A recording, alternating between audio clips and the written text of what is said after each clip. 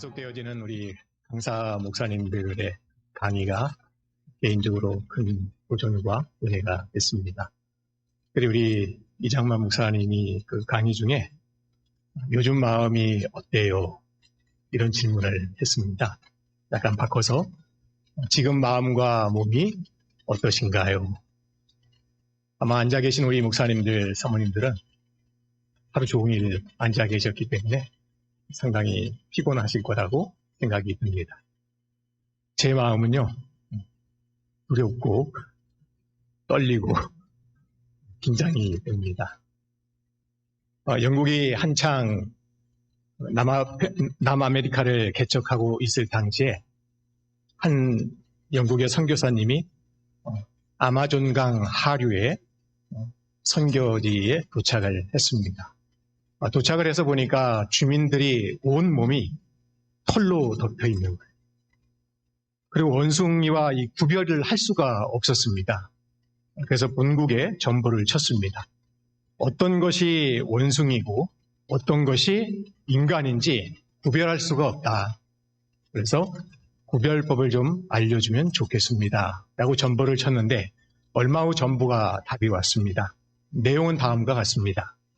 웃는 것이 사람이고 웃지 않는 것이 원숭이다. 사람을 가장 사람답게 하는 힘은 웃음입니다.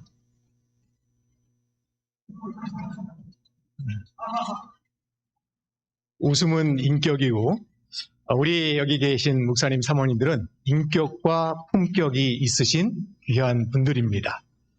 웃으시면 안 웃으시면 네, 웃으면 사람입니다. 오늘 하나님의 말씀이 저와 우리 목사님 사모님들에게 웃음을 줄 수 있는 귀한 말씀이 되기를 소망합니다.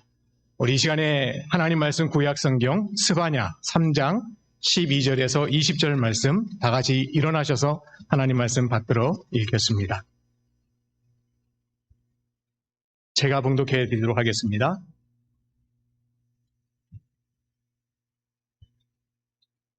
내가 곤고하고 가난한 백성을 너희 중에 남겨두리니 그들이 여호와의 이름을 의탁하여 보호를 받을지라.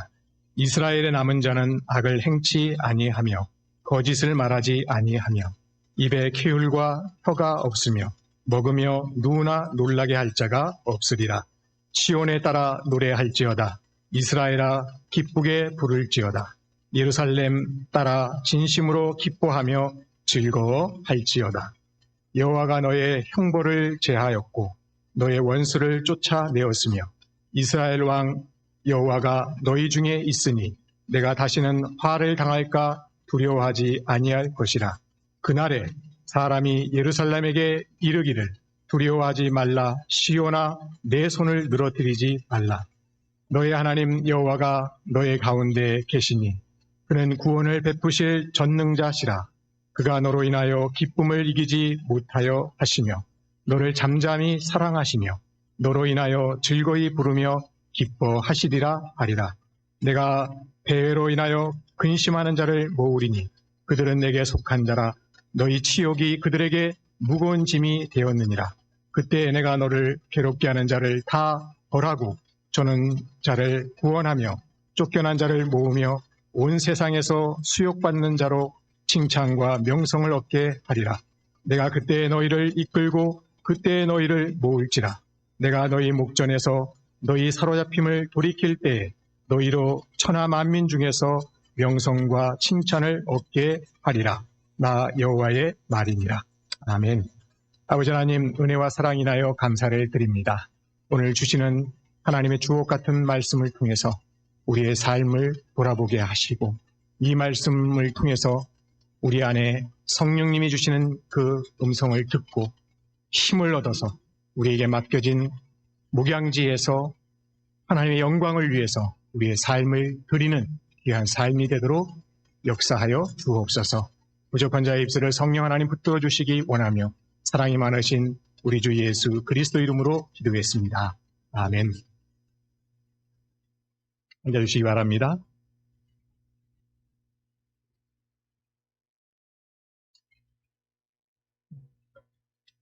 어제 오늘 제일 많이 듣는 단어가 코로나19입니다. 이 코로나의 그 힘겨운 상황 속에서 지난 3월에 한 신문 전면 광고가 났습니다. LG그룹에서 낸 광고였습니다. 제목은 봄이 오면 꽃이 핀다. 모든 기회에는 어려움이 있고 모든 어려움에는 기회가 있다. 시 끝부분에는 지금 우리에게 가장 필요한 것은 용기입니다. 용기란 두려움이 없는 상태가 아니라 두려움에 맞서 싸우는 것입니다. 그치지 않는 비는 없습니다.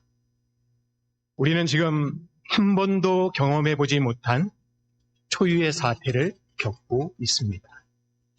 예기치 않게 찾아온 불청객 코로나19 탓에 삶의 현장에서 많은 사람들이 신음하고 있습니다. 지금 여기 상황도 저에게는 낯섭니다. 마스크에, 칸막이에, 거리두기에 떨어져 있는 공간이 너무나 익숙치 않아서 불편합니다.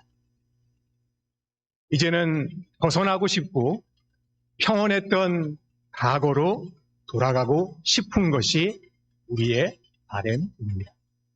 하지만 들리는 소리에는 우리의 삶을 더 암담하게 만듭니다. 삶의 방식이 한 번 바뀌면 이어지는 속성이 있다고 합니다. 인류는 더 이상 코로나 이전의 세상으로 돌아갈 수 없을 거라고 많은 학자와 사람들이 단언을 하고 있습니다. 코로나의 위세가 길어지면서 여기저기서 포스트 코로나 시대를 준비해야 된다라고 말을 합니다. 저 역시 겪어보지 않았기에 어떻게 준비를 해야 될지는 잘 모릅니다. 그러나 오늘 강의해 주신 여러 목사님들이 대략적으로 우리 잘 알지 못하지만 어떠한 방향성은 제시를 해 주었습니다.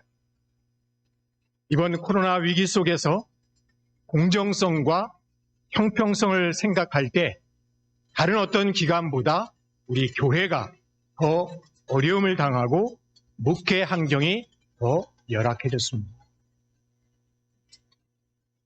코로나가 만든 새로운 사회, 새로운 체제, 새로운 문명 속에서 뉴노멀이란 단어처럼 시대의 변화에 따라 새롭게 부상하는 기준과 표준을 넘어서서 어떻게 하나님의 말씀의 본질과 교회의 본질을 우리가 회복하고 실현할 것인지 새로운 세상이 우리를 향해서 끊임없이 도전해 오고 있는데 거기에 우리가 주저하지 않고 목사로서 하나님의 부름을 받은 우리가 그들의 도전에 하나님의 말씀을 가지고 우리를 배후에서 붙들어 주시는 하나님의 능력을 통해서 우리가 말씀으로 응전하는 삶이 되기를 원합니다.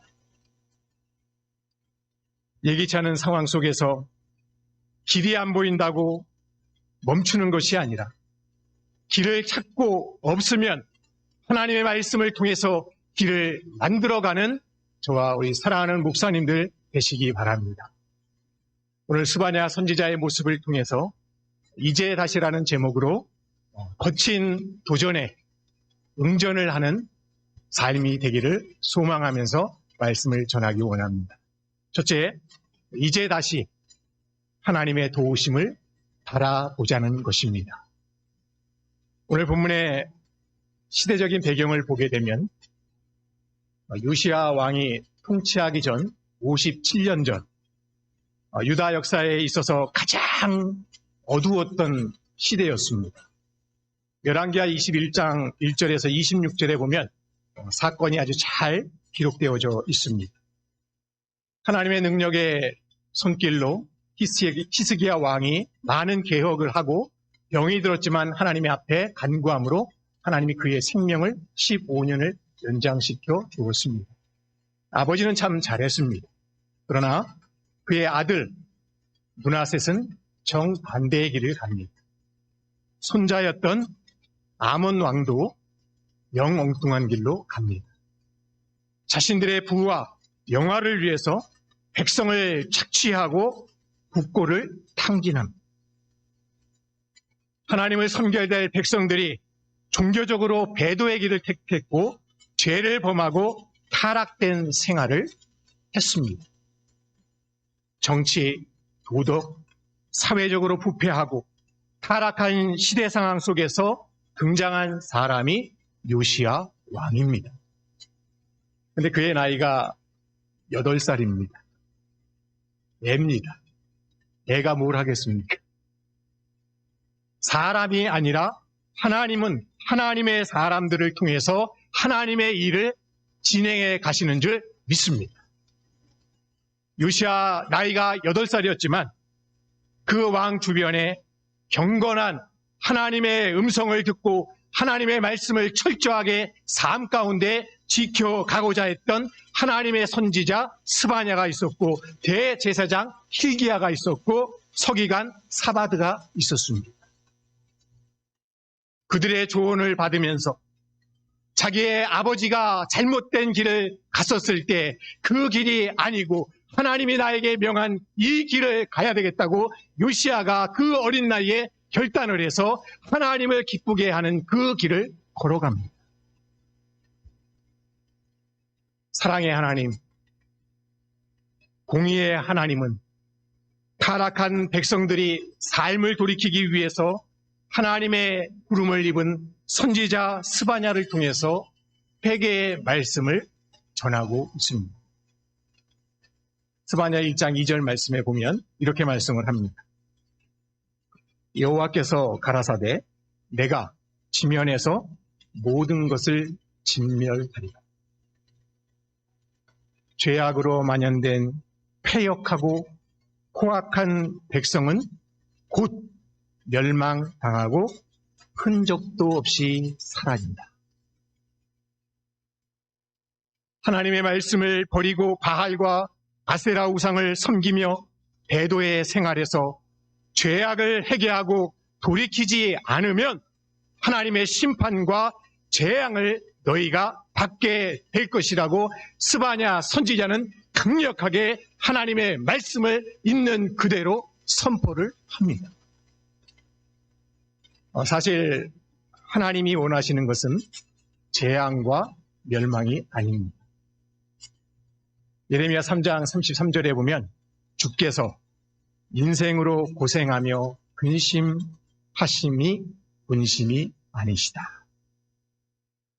하나님의 사랑의 하나님, 공의의 하나님은 너희가 그런 길을 갔지만 회개하고 돌아오라는 것입니다. 그 스바냐의 메시지를 들은 백성들은 간담이 서늘해서 혼미에 백산하여 낙심하고 절망하는 가운데 하지만 한 가닥의 희망이 있습니다. 배도의 길을 걸어갔던 사람들은 이 사람들에게 감사해야 되고 고마워해야 됩니다. 그들 때문에 하나님의 진노와 멸망의 심판을 벗어날 수 있는 희망을 얻었다라는 사실입니다. 세상이 아무리 부패하고 타락하고 절망적이라 할지라도 남은 자 때문에 희망이 있다라는 사실입니다. 우리 12절, 13절 말씀 다시 한번 보겠습니다. 내가 곤고하고 가난한 백성을 너희 중에 남겨두리니 그들이 여호와의 이름을 의탁하여 보호를 받을지라. 이스라엘의 남은 자는 악을 행치 아니하며 거짓을 말하지 아니하며 입에 캐울한 혀가 없으며 먹으며 누우나 놀라게 할 자가 없으리라. 여기 보면 곤고하고 가난한 백성, 남은 자들은 어떤 사람들입니까? 하나님을 바라보면서 그 모든 환경이 하나님을 섬기지 않고 악한 길을 갔던 그 시대 속에서 항상 겸손한 심령으로 하나님을 섬기고 모든 부패 속에서 악한 시대지만 악을 행치 않고 거짓이 없는 정직한 믿음의 정절을 끝까지 지키면서 살아가는 소수의 성도들 때문에 히브리 기자는 이 세상에 감당치 못하는 믿음의 사람들 때문에 아직도 이 시대에 희망이 있다라는 사실입니다. 지금 우리 상황과 비슷하지 않습니까? 지금 우리는요, 참 이상한 나라에 살고 있습니다. 이 코로나19 세상 속에 살아가는데요. 70년 전에 까뮤가 페스트라는 소설을 썼습니다. 거기 보면 북아프리카 항구 오랑이라는 도시에 죽은 쥐가 나타나가지고 이 도시가 아비규환이 됩니다. 쥐가 죽었는데 사람들이 놀랍니다. 근데 무서운 건 뭐였냐면 그 죽은 쥐로 인해서 도시에 사람들이 죽어가는데 나를 해칠 바이러스를 품고 있는 상대방이 사람으로 보이는 것이 아니라 너는 나를 해할 수 있는 사람이라고 불신의 마음을 갖습니다. 그러면서 나만 살아야 된다는 그 절규가 증폭되면서 도시는 아예 지옥으로 바뀝니다. 이 시대가 하나님 보시기에 바로 가고 있지는 않는 것 같습니다. 코로나로 인해서 눈에 보이지 않는 별거 아닌 것 같은데 그걸로 인해서 이상한 방향으로 흘러가고 있습니다. 보이지 않는 곳에 죄악이 간영하고 사람들의 마음이 얼마나 악해져 가고 있는가를 우리는 봤습니다. 노아 때나 소돔과 고모라 때보다 지금 이 시대가 덜하지 않습니다. 그때와 별반 다르지 않다라는 것입니다. 창세기 18장에 보면 소돔과 고모라가 멸망당했던 이유가 뭡니까? 백성들이 악해서? 하나님 믿지 않고 예수님 믿지 않으면 사람은 다 악합니다. 악한 것은 당연한. 그러나 악했기 때문에 도 있겠지만 더 중요한 이유는 의인 10명이 거기에 없었기 때문에 소돔과 고모라가 멸망당했다는 것입니다. 한 명이라도 있었더라면 그 성은 멸망하지 않았을 것입니다. 지금 이 시대가 악하지만 망하지 않는 이유는 악을 행치 않고 거룩하게 살고자 하는 믿는 성도와 여기 앉아 계신 목사님, 사모님들이 열심으로 하나님을 바라보고 섬기기 때문에 우리를 통해서 이 시대를 긍휼히 여기시는 하나님의 사랑을 우리는 경험하게 되는 것입니다. 알다시피 코로나 전염병 우리 생활에 엄청난 타격을 가져왔습니다. 이 전염병이 주는 사회적인 충격도 컸지만 경제적인 충격은 역대급이었습니다. 저는 그거는 두렵지 않습니다. 진짜 무섭고 두려운 것은요, 신앙의 메가톤급의 타격을 입었다는 것입니다. 전염병은 인류 역사를 바꿔놓기도 합니다. 호모데우스라는 책에 보게 되면요, 보이지 않는 함대에 의해서 인류가 멸망당했다라고 나옵니다. 로마 제국이 얼마나 번성했습니까? 그러나 로마 제국의 멸망은 군사력보다는요, 천연두, 지금 말하면 두창과 말라리아에 의해서 멸망을 당합니다. 잉카 문명은요, 흔적만 남고 사라진 이유도요, 총칼에 죽은 사람보다 천연두에 죽은 사람이 훨씬 더 많았습니다. 중세의 흑사병으로 인구의 3분의 1이 죽습니다. 스페인 독감으로 5천만 명이 죽습니다. 우리나라는 1918년 9월에 조선 인구 44% 742만 명이 감염이 되고 14만 명이 죽습니다. 우리 현대에 와서는 보시기 바랍니다. 사스, 메리스, 코로나, 앞으로 어떤 바이러스가 창궐할지 모릅니다. 예상치 않게 찾아온 불청객 탓에 인류가 신음은 하지만 고통은 받고 있지만 하나님 앞에 나와 회개할 생각은 안 합니다. 회개하지 맙니다.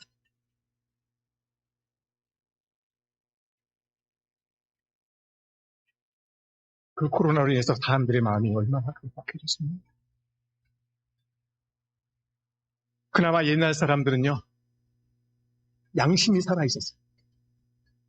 전염병이 창궐할 때마다 각종 종교는 부흥을 경험했고요. 재물을 들고 찾아와가지고 사람들이 예배당에 인산일해를 이뤘다고 합니다. 원인도 모르고 역병에 속수무책 죽어가면서 의지처가 필요했는데 그 유일한 의지처가 하나님이었더랍니다. 그래서 역병은 신의 노여움이다. 그렇기 때문에 그 노여움을 달래기 위해서 길은 딱 하나, 신께 나아가 우리의 생명을 보호하기 위해서 회개하는 신용이라도 하면서 자기가 모은 재물을 다 교회에다 갖다 바쳤다라는. 근데 교회는 그걸로 넘쳐났어요. 요즘도 그래 봤으면 좋겠어요. 코로나로 인해서 지금 우리는요, 교회에 해오리 바람이 휘몰아치고 있습니다. 사람들이 사회적 분노를 표출할 대상을 찾는데 그 혐오 대상이 어디였습니까? 교회였습니다. 수많은 사람들이 그 사건을 통해서 더 이상 교회의 소리에 귀를 기울이지 않고 시선이 곱지 않습니다. 교회는 공평과 형평에 있어서 얼마나 우리가 불이익을 당하고 있습니까? 이런 겪어보지 않은 세상에서 살아가려니까 얼마나 두렵고 낙심이 되고 힘듭니다. 죽을 맛입니다. 이런 상황에서 하나님이 우리에게 이렇게 말씀을 하십니다. 16절 말씀 보겠습니다. 그날에 사람이 예루살렘에게 이르기를 두려워하지 말라. 시온아, 내 손을 늘어뜨리지 말라. 절망적이고 암담한 현실에 마음이 두렵고 힘듭니다. 그래서 손을 늘어뜨리지 마. 누가 말씀하신? 주님이 말씀하신. 손을 늘어뜨립니다. 어떤 상황입니까? 어깨가 처지고 한숨이 나오면서 몸에 진이 쫙 빠집니다. 몸에 진이 빠지면요, 더 이상 힘을 쓸 수가 없습니다. 그냥 주저앉아 버립니다. 전염병으로 인해서 파생되는 경제 위기와 신앙 위기로 인해서 두려워하고 마음이 녹아 물이 되어졌을 때 주저앉지 말고 주님이 오늘 이제 다시 너희가 두려워 말고 내 손을 늘어뜨리지 말라. 다시 말하면 기운을 내서 힘을 내서 내가 너를 돌보아 주니까 이 상황에서 맡겨진 일을 최선을 다해 가라고 주님이 오늘 우리에게 말씀하고 계신 것입니다. 다윗의 삶을 돌아보게 되면 얼마나 힘들었습니까? 사망의 음침한 골짜기를 다닐지라도 다윗이 해를 두려워하지 않을 것은 그런 곡조 달린 기도를 통해서 뭐라고 고백을 하냐면 시편 42편 5절에 내 영혼아 내가 어찌하여 낭망하며 어찌하여 내 속에서 불안해하는고 너는 하나님을 바라라. 그의 얼굴에 도우심을 인하여 내가 오히려 찬송하리로다. 시대가 암울하고 희망의 불빛이 보이지 않을 때 우리를 향해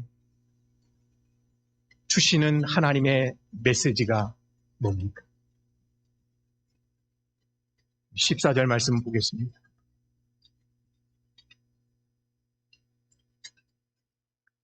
시온에 따라 노래할지어다.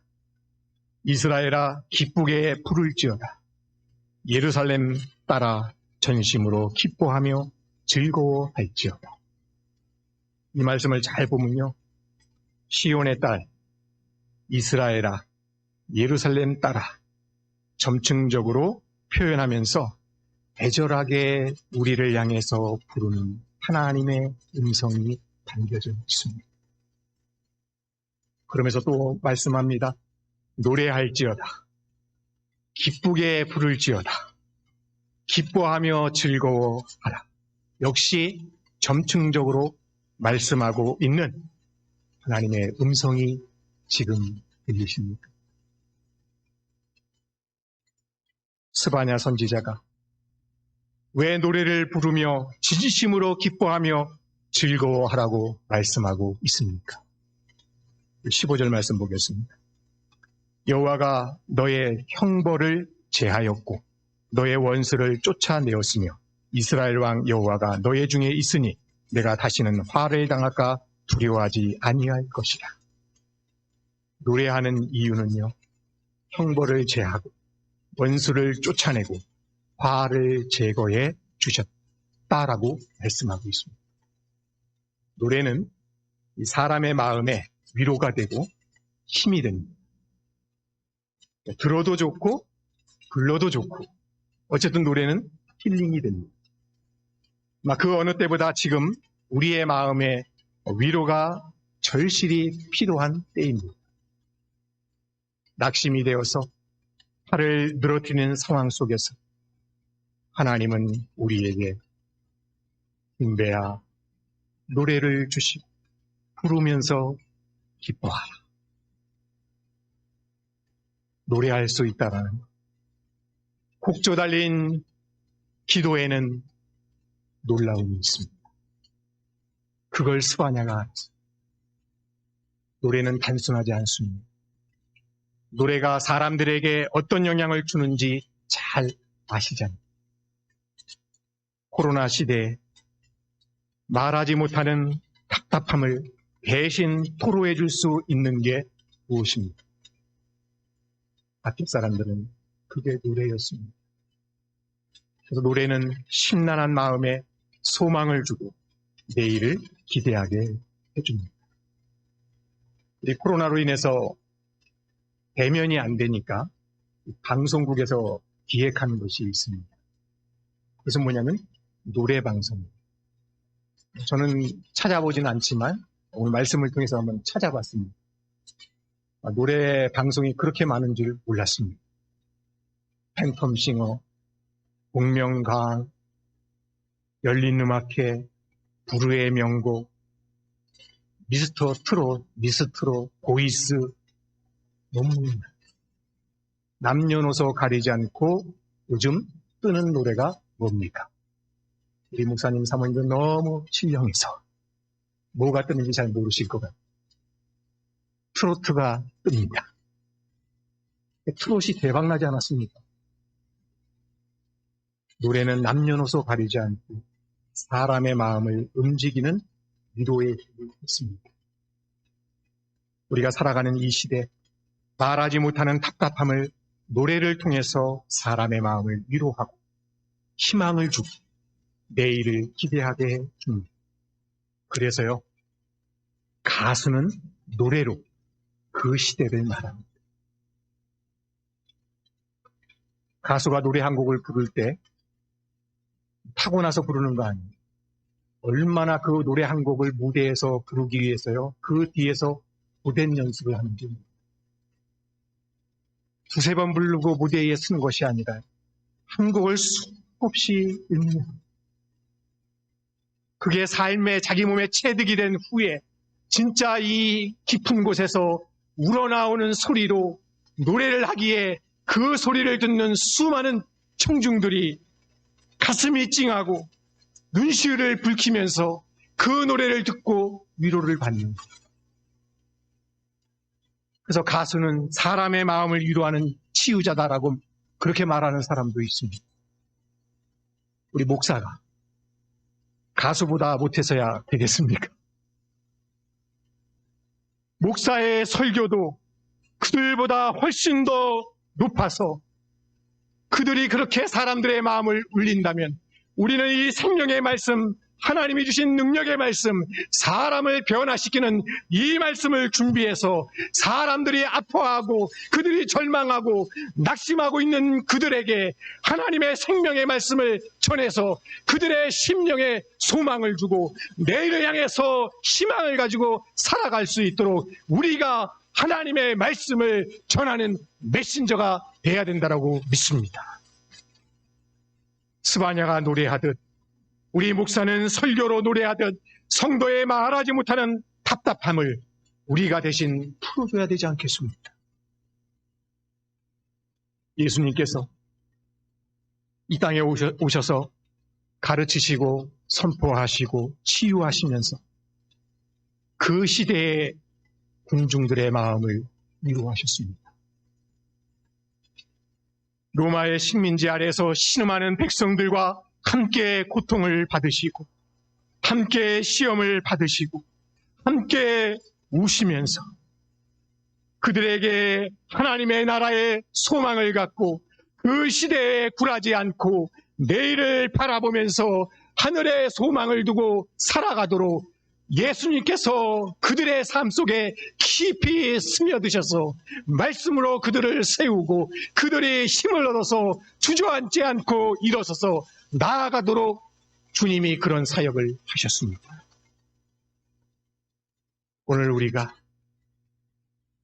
하나님의 말씀을 통해서 이 희망 없는 세대에 이제 다시 두려워하지 말고 다시 기운을 내서 힘을 내라고 하시는 하나님의 도우심을 바라보는 삶이 되시기를 바랍니다.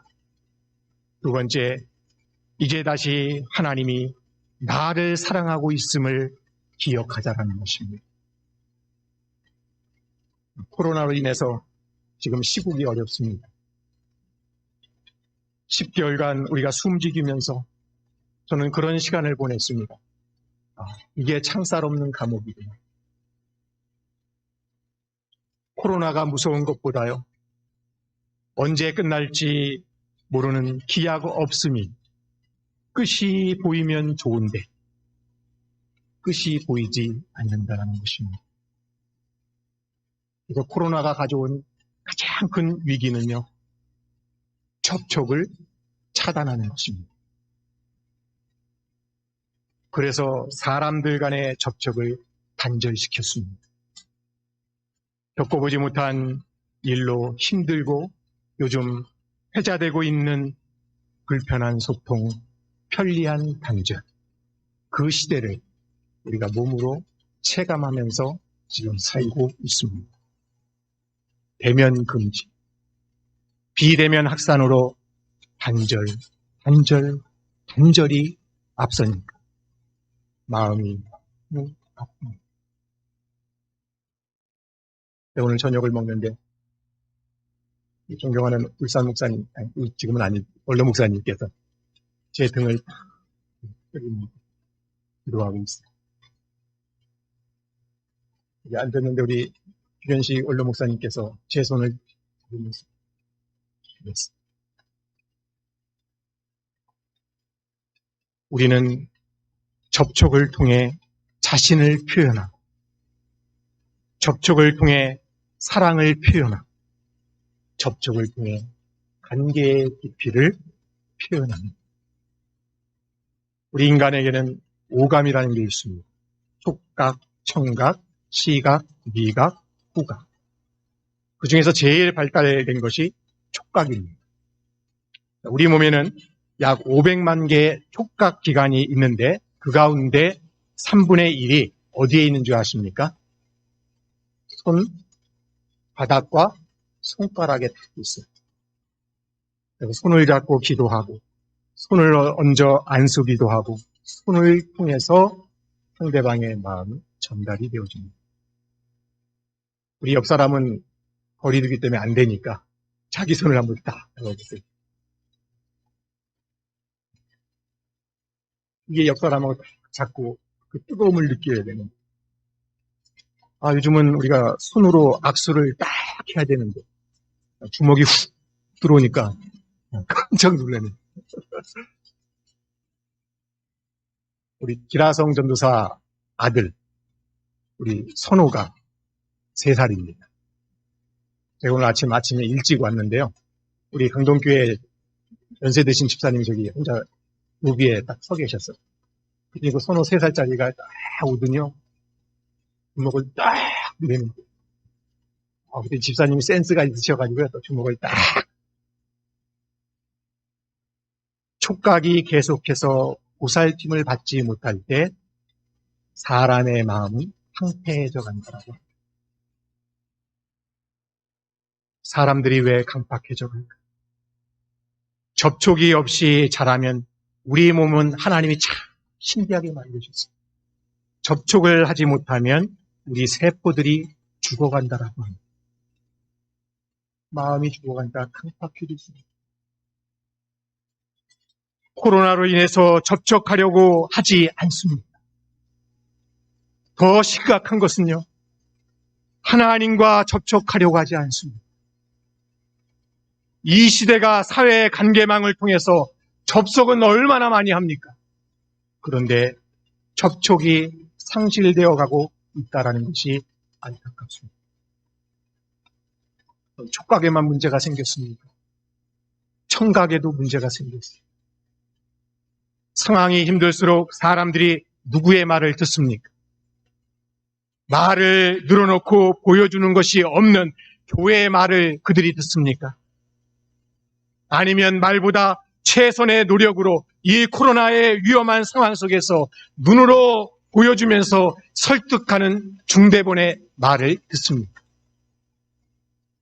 지금은 코로나가 위세를 걸치고 있는 상황에서 사람들이 하나님의 말씀, 음성을 들어야 되는데 하나님의 말씀을 들으려 하지 않습니다.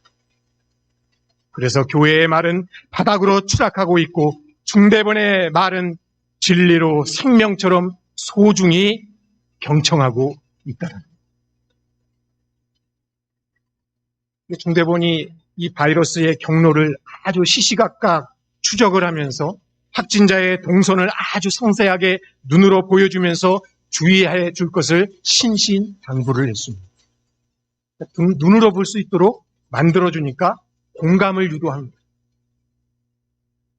지금 교회에 떨어진 신용을 회복하는 길이 있다면 뭐가 될까? 뭐가 있을까? 중대본이 하는 것 그 이상으로 눈에 보이지 않는 부분을 사람들이 볼 수 있도록 하나님의 말씀을 그들의 눈에 삶에 보여줄 수 있도록 우리 목사님들이 말씀을 철저하게 준비해서 그들에게 하나님의 말씀을 전해서 이 위기 상황 속에서 삶이 회복되어지고 다시 철저하게 하나님의 음성을 들을 수 있도록 우리가 그 역할을 해야 된다고 믿습니다. 이 사람은 말 한마디에 이 작은 가슴이 살기도 하고 죽기도 합니다. 엘리야가 누구의 말을 들었을 때 낙심하고 좌절합니다. 열왕기상 19장에 보면요, 바알과 하나님 사이에 너희가 머뭇머뭇거리는 백성들을 향해서 얼마나 담대하게 선포를 했습니까? 그래서 1대 850으로 싸워서 맞짱을 떠가지고 이겼어요. 승리를 했습니다. 그런데 그 승리 후에 불의한 아합과 이세벨, 이 여인의 말 한마디가, 여인의 말 한마디, 그 말에 낙심이 되어 노뎀나무 아래 가서 죽으려고 했어요. 불의한 여인의 말은 죽이는 것이고 하나님의 말은 살리는 힘이 있습니다. 그래서 낙심한 엘리야에게 너를 위해서 기도하는 7,000명이 있고 특별한 방법으로 하나님께서 엘리야를 공급해주고 힘을 얻어서 하나님의 산 호렙에 가서 주님과 치밀한 관계를 갖습니다. 오늘 우리가 이 코로나 상황 속에서 의기소침할 이유가 어디에 있습니까? 코로나로 인해서 지금은요, 변덕스럽고 불확실하고 복잡하고 모호하고 두렵고 힘이 빠지는 그런 시대입니다.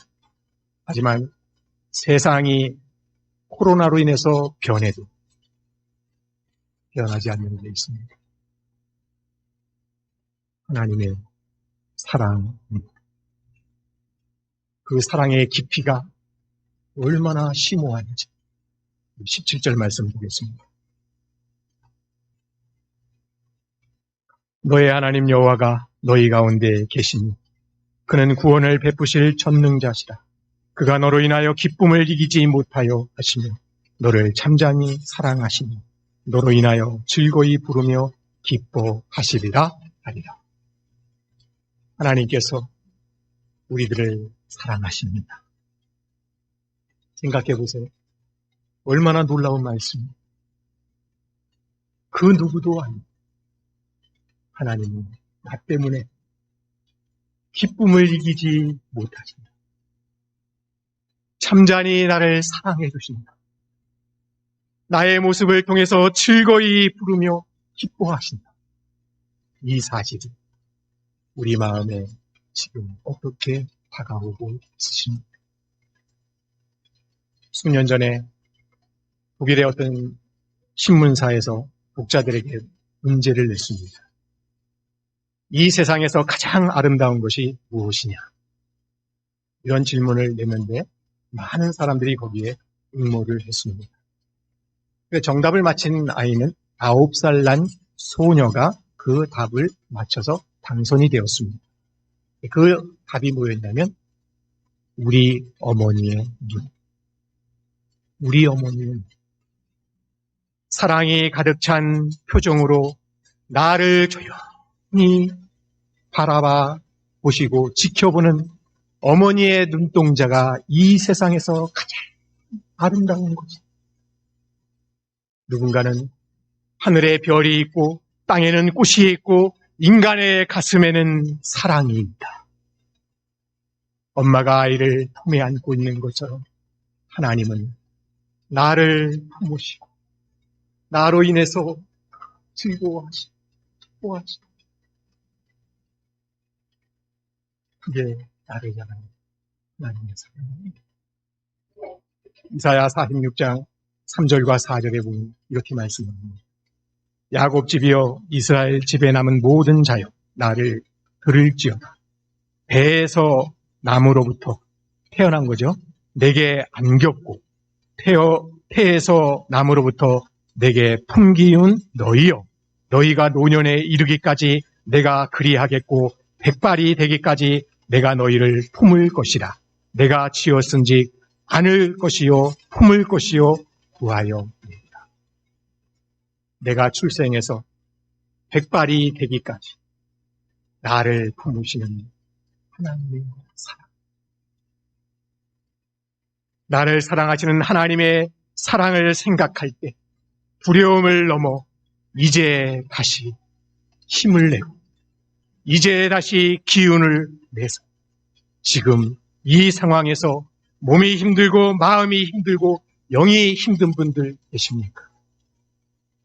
코로나 시대에 불편한 소통과 편리한 단절을 말하면서 접촉을 차단하지만 이 시간 하나님의 사랑의 음성을 들으시기 바랍니다.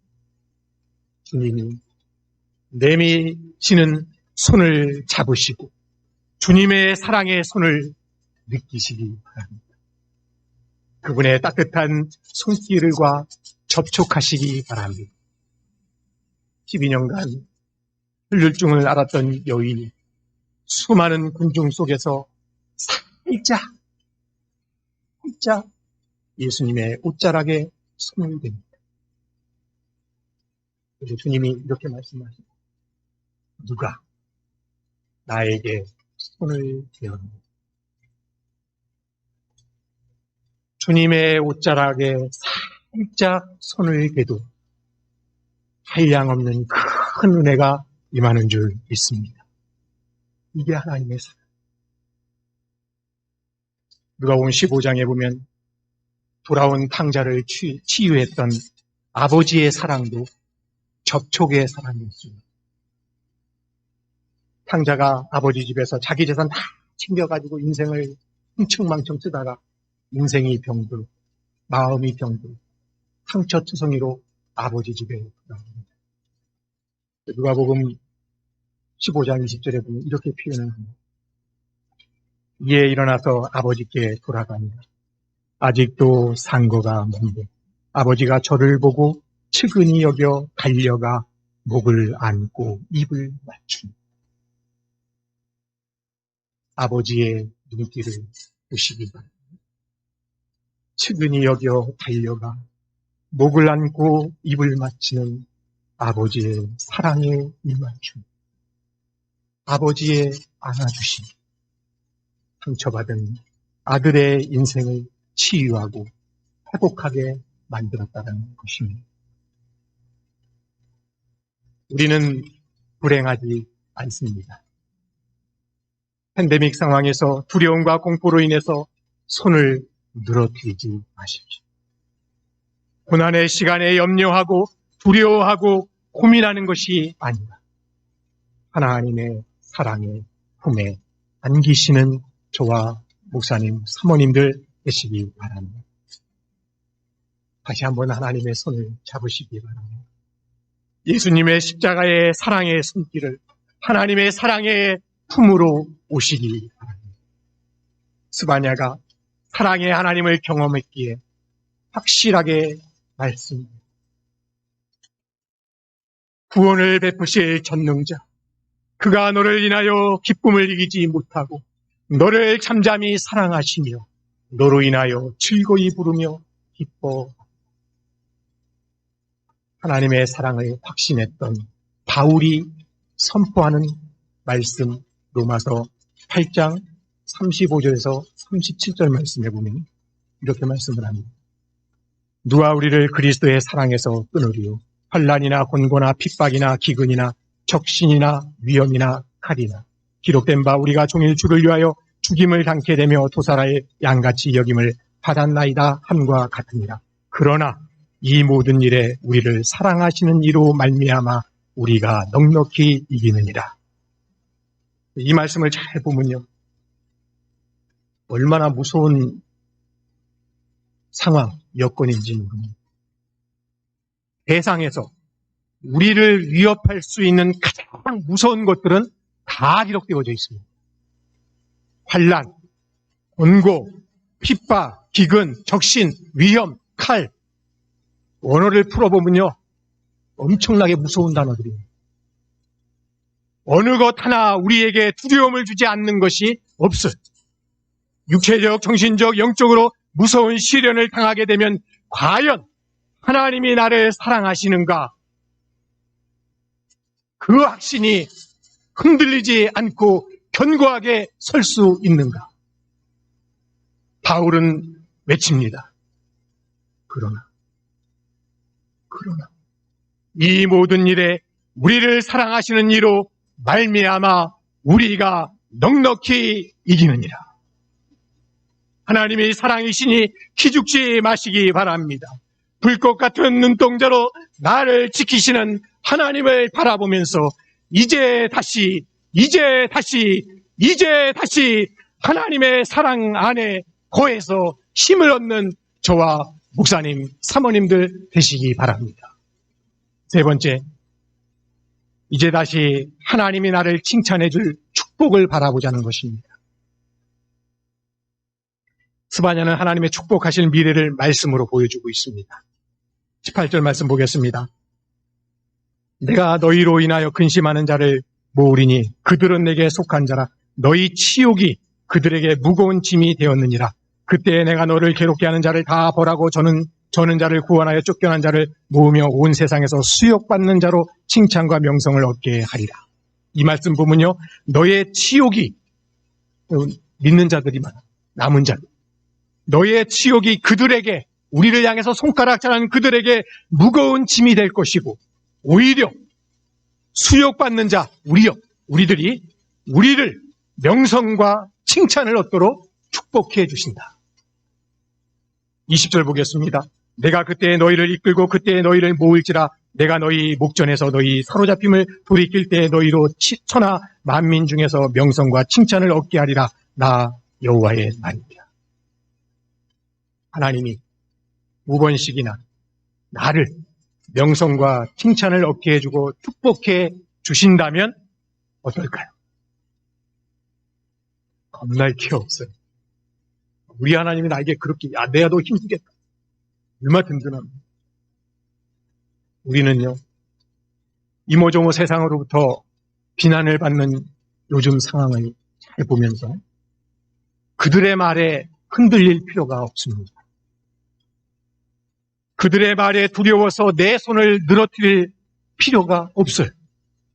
하나님의 약속의 말씀을 믿고 주저하지 마시고 경공법을 선택해서 나아가면 되는 줄 믿습니다. 세상은요, 구구한 일들이 많아요. 구구한 변명도 넘쳐나는 세상입니다. 그래서 세상은 원래 불공평해요.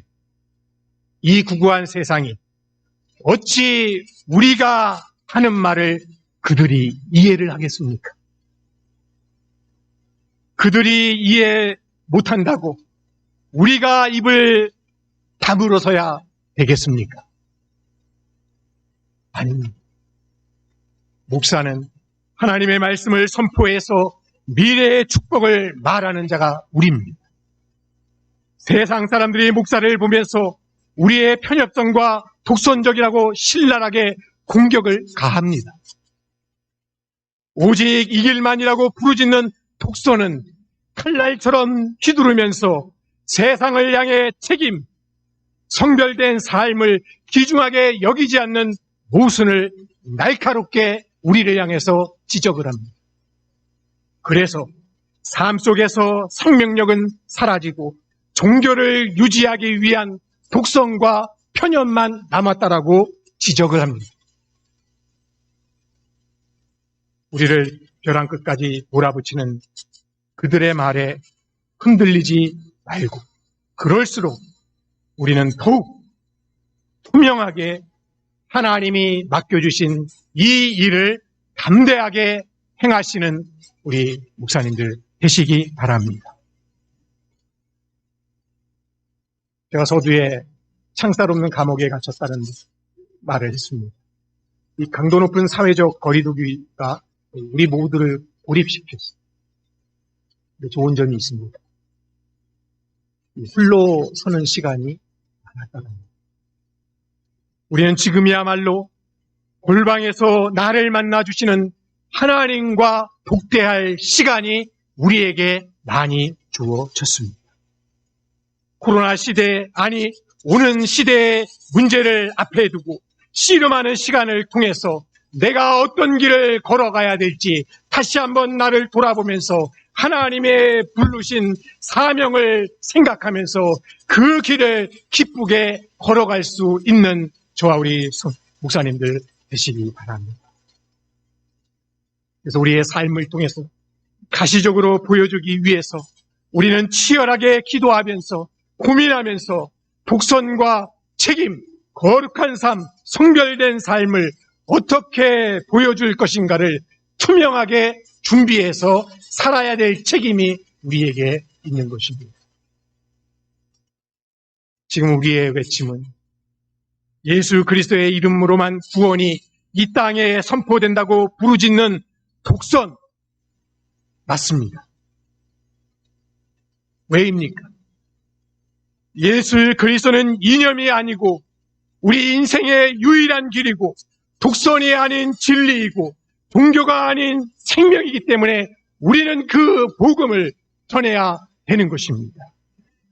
여러 길 중에 하나인 종교로 전락하지 않는 최고의 길은 우리 목사들에게 이 절대성, 유일성의 독단 위에 세상을 향해 책임을 지고 내 삶을 말씀으로 체득을 해서 내 삶을 통해 구별된 삶과 거룩한 삶을 망각하지 않고 끊임없이 삶으로 보여주는 길밖에 없습니다.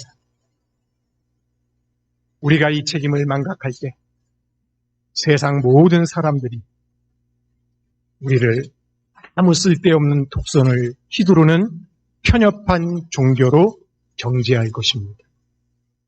하지만 우리가 생명을 전하고 말씀대로 성별된 삶을 살 때 독선은 구원으로 바뀔 것입니다. 우리는 예수님만이 유일한 구원의 길이라는 진리의 생명을 걸었습니다. 이제 그 진리가 우리의 삶을 통해서 드러나지도록 생활만 하면 되는 것입니다. 말씀 따라 사랑을 실천하고 희생하면서 성별된 삶을 보여주는 저와 목사님, 사모님들 되시기 바랍니다. 주님으로부터 인정을 받고 칭찬을 받는다라는 것은 내 삶에 에너지를 불어넣는 일 아닙니까? 착하고 충성된 종아, 잘하였다. 이 뉴노멀 새로운 표준의 상황에서 눈에 보이는 것만 보지 마시고 눈으로 보이는 것만 보면 우리는 좌절할 수밖에 없습니다. 희망이 없다라고 생각할 때 좌절과 낙심이 됩니다. 그러나 우리에게 희망이 있는 이유가 있습니다. 이제 다시 볼 수 있는 기회가 있다라는 것입니다. 예레미야 선지자의 고백처럼 예레미야가 3장 19절에서 23절 말씀에 보면 이렇게 말씀을 합니다. 내 고초와 재난으로 내 심령이 그것을 기억하고 낙심이 되오나 중심에 해상한 즉 오히려 소망이 있는 이유는 여호와의 자비와 공효리 무궁하시고 우리가 진멸되지 아니하므로 이것이 아침마다 새로우니 주의 성실이 크기 때문입니다. 마태복음 8장 20절에 볼지어다 내가 세상 끝날까지 너희와 항상 함께 있으리라. 이르지 않습니다. 이 약속의 말씀을 우리가 다시 붙잡고 우리는 이 상황에서 나와 함께 하시는 주님을 바라보시기 바랍니다.